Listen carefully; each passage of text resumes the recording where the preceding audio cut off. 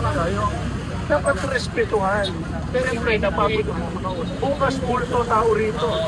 Baka pagka naramdaman ng iglesia na ginantin nyo sila, baka iharang nila mga sasakyan dyan.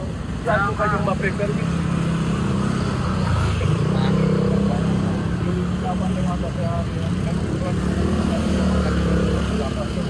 Kung dito rin na permit natin, kung pumasok pa natin.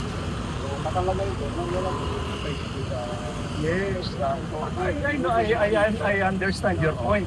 Pero nauna na iglesia ni Cristo rito. Nauna na kami dito. Kaya nga yung pagpunta namin dito bigla eh. Di ba? Ginawa namin ito ng may kaayusan. Diba nakita nyo naman ang ganda ng pagkatahimik. Pero alam nyo, respetuhan lang. Sapagkat pagka hindi respeto yung iglesia, mas malaki problema. Sa tao kung hindi usip ang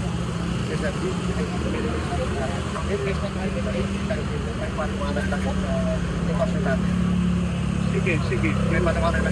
Okay, huwag nyo kaalisin ito rito. Pagka inalis yan, magpapakilos ako ng tao rin.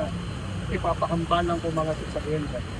Kaya nga, siyempre nasasaktan ako eh.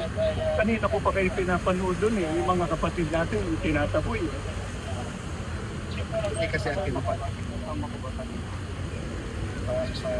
Sa video. Sa meeting lang kami